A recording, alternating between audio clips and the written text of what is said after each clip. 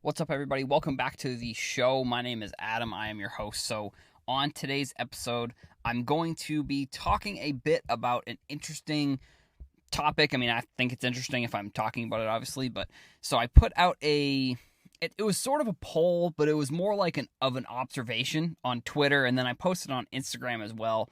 And it was comparing Acuna and Luka.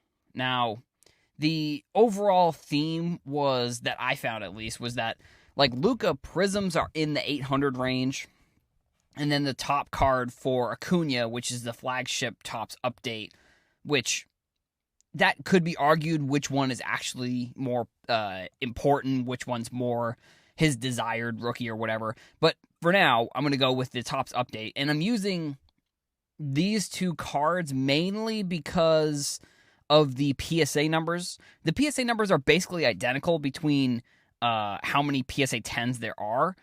And I know that like the Topps Series 2 short print is way more expensive for a PSA 10, and even the Topps update short print is going to be more expensive as well.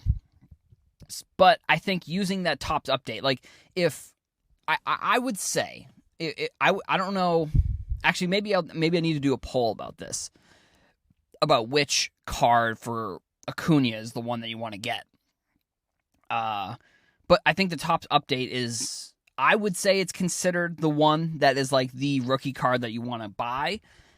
The interesting thing about that is, though, I don't know when there was a shift between the Bowman Chrome first Bowman rookie card and then the Topps flagship rookie card, because, and it may honestly have just been this year, because when I was first getting back into sports cards, the rookie card that it seemed like a majority of the market said was the baseball rookie card to get was that first Bowman Chrome card.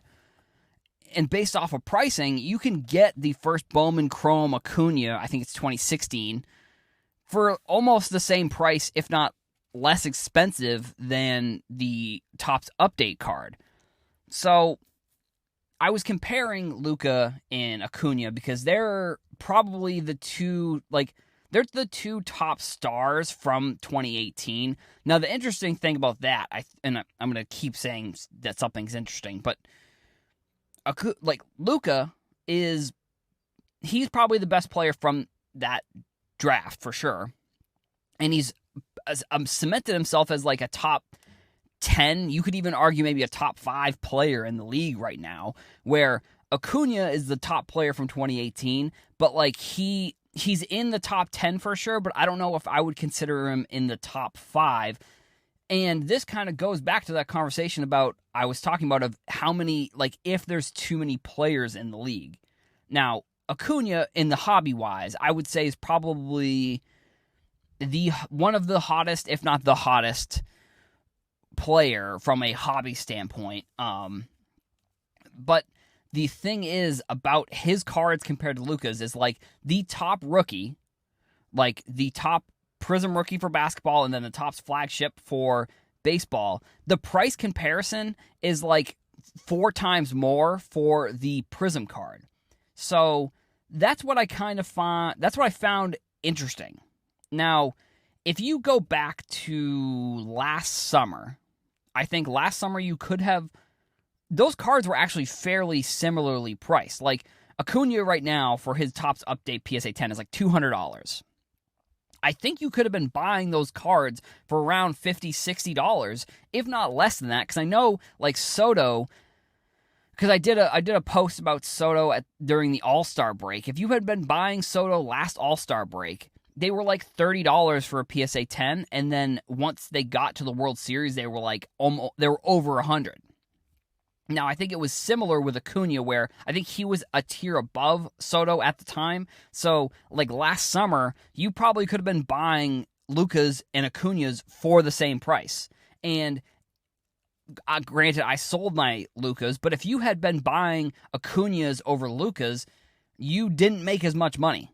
Now, and it could be argued that they're both at the same level of stardom in the hobby, but the price of the Acuna hardly matches up with the price of the Luka.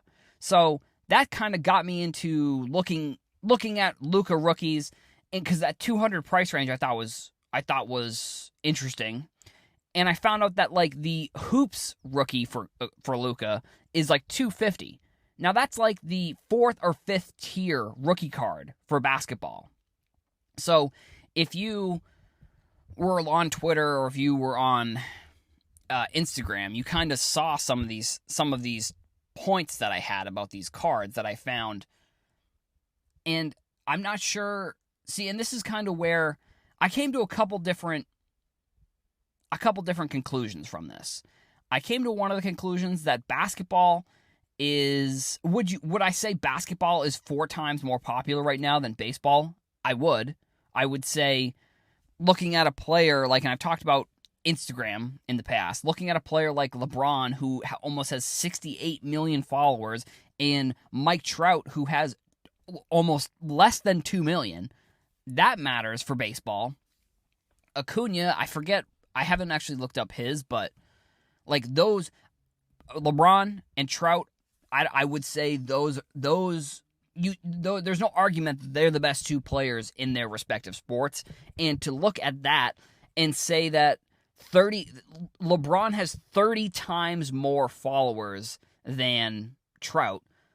Granted, I would say Trout, the Topps Update rookie, and like the Bowman Chrome rookies, stuff like that, those have all gone up in price, but maybe not to the point of the LeBron rookie. So it kind of gets me to think, like, so that was one of the conclusions, is baseball right now, like, and I think those are the interesting those are 2 comparisons right there. LeBron, Trout, Luka, Acuna. Like, which, granted, like, if you think that the Acuna short print from Series 2 is the rookie card, like, maybe you're looking at it a little bit differently. Maybe that you would say that comparison is a better one, but it's just looking at how many cards there are of each player. There was basically the same amount of PSA 10s, and for the Topps Update and the Prism Luka and the Topps Update Acuna, and the Prism Luka is 4 times the Acuna. So that was a piece of data that I looked at, and it made sense. It's not like it was like, I think in my post I said that I wasn't shocked by the information that I was pulling. The shocking, I guess maybe the more shocking part of it was where. So the other conclusion was that which was trying to figure out which sport had more to gain, and I think it's baseball. But I also think if baseball makes the wrong move for the next 3-4 moves, it could be a sport that we look at like, and I know Gary Vee has talked about this, it could be like boxing, where you're still going to have diehard boxing fans, you're still going to have people betting on it, but it's not like a major sport whatsoever. Like, I don't know if we ever see the NHL or the MLS pass the MLB in fanship. I would say the MLS potentially has the base of a sports fanship that could pass the MLB eventually one day, depending on what the MLB decides to do. Like, soccer in general, I think, has more fans globally than baseball does. But granted, within the United States, that's probably not the case. But soccer, and I don't think this isn't going to be like a Premier League situation where, yes, we have the MLS, but if you're a soccer fan, you're probably more likely a Chelsea fan or a Liverpool fan or a Barcelona fan than you are a fan of your MLS team. And I don't think that's going to be reversed. The only way is if players decide to come here and they become, I don't know, like if an Mbappe or someone in 10 years decides to come to the MLS, I would say that would be really good for the league, and it could be a scenario where if he does that, then more players might do it. But it's really a situation where the owners probably don't have the money to pay these type of players, even though, I don't know, I think paying players like that, like paying for top echelon players, is the way to go if you're getting the right one. Because, like, sure, you could overpay for some international superstar, but if you get the wrong one, like, you're kind of screwing yourself a little bit. But, like, if Mbappe and maybe not even 10 years, maybe it's, say, 5 years from now, if, like, a 5-year window, Mbappe comes here, and then, like, you see other stars, or you see, like, a Pulisic come back to the United States, or you see other stars from the United States team that are playing overseas come back, I think that would be a phenomenal move for the MLS, and I think those are steps where potentially you could see MLS rise. And if we're ranking the 5 sports, I would say it's basketball, football, baseball, hockey, soccer. Those are probably the top 5 sports. And you could argue that soccer shouldn't be in this conversation, that you can include a different sport. I'm going to include soccer for the argument. But I would say there's definitely a better chance that, like, a soccer could pass the NHL or the MLB rather than the NHL passing the MLB. But the MLB could... Or I would say that, no, hold on. I would say there's a better chance that the MLS can pass the MLB than the MLB passes the NBA. I think that's a conclusion that I would say. But I do think that if the MLB makes the right moves over the next 5 to 10 years, there is a chance that they could close that gap. And then let's say then that Acuna card becomes much more valuable over the long term, not valuable from a total price standpoint, but valuable from a where it started to where it is now. Like, if you were to say today and you were to track the value, I think the MLB has to make the right moves for the Acuna card to go up in value, which I don't know exactly what that would be for a player like Acuna. I mean, it would have to be something where I don't know exactly. I'm not 100% sure exactly what Acuna would have to do or the league would have to do to close that gap. But if they make the right moves, I think that Acuna card has more, maybe not more upside than the Luka card, but I think at the prices that Luka is now, the one thing that I talked about on Twitter and I've talked about is I don't know what the ceiling is for some of these cards. Like if Luka goes on to become the best player, if he goes on and he's the top player in the league for 10 years, like, does his card become a $7,000-$8,000 card? I don't know. I think in percentage-wise, like, if you're looking at percentages, if you were to say the Luka card could 10x from here and it becomes an $8,000 card, I would say that's less likely than the Acuna card 10xing and becoming a 2K card.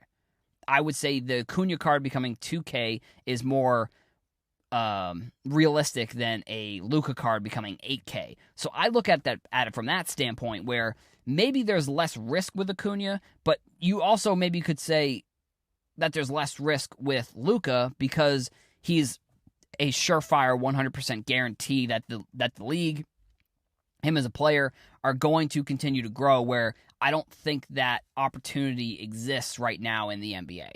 Or excuse me, with baseball and the MLB. I think it could.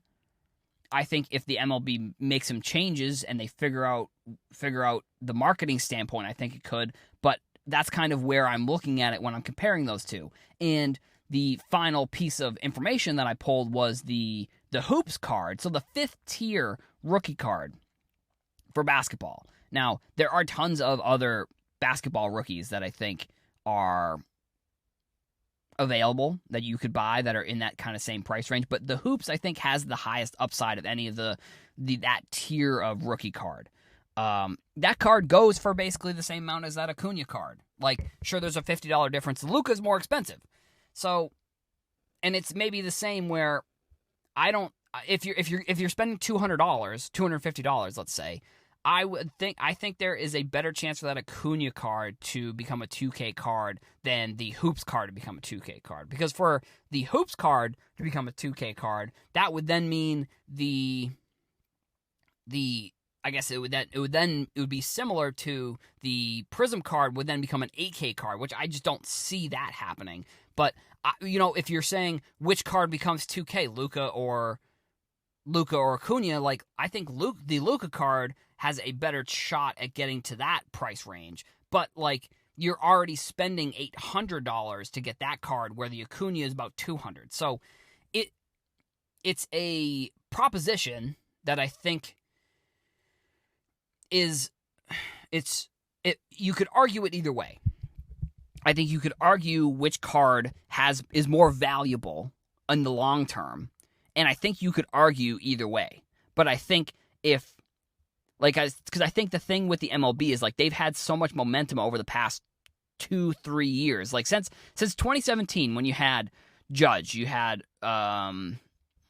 Cody Bellinger, you had those rookies, and then 2018 where you have Acuna, Soto, Torres, you've got Ohtani, and then 2019 you had Vlad Jr., you had Eloy Jimenez, you had Fernando Tatis, you had Vlad Jr. Like there is, and then the names for 2019 I think continue to go on, and it may even be that what happens is that these rookies are big names now, but in 2-3 years maybe they're not. I do also think that's a scenario. And that's why one of the other points I had on Twitter was that I see less long-term risk when you're going back farther. When you're going back farther and finding rookies from 2016, 2017, 2018 that are the same price as the 2019 rookies. I don't know. For me, I think if you're looking at something like that long-term, that would be the way to go. If you're looking to gamble, maybe, that's where you want to look at the 2019 rookies. So, I mean, I think it's an interesting conversation, and I'm still interested to see. I've gotten some good comments on my thoughts on Luka, on people's thoughts on Luka and Acuna and all that stuff. But that's basically all I've got for this episode. So I want to thank you all for listening. I want to thank our sponsor, StarStock. Go follow them on Instagram and Twitter at StarStock Market. Go follow me on Twitter, TikTok, Instagram, YouTube. Also, if you go to patreon.com/heroesforsale, you can become a subscriber to the podcast. That helps me out financially. If you want to leave a review on iTunes, that also would be phenomenal. Thank you all for listening, and I'll see you in the next episode.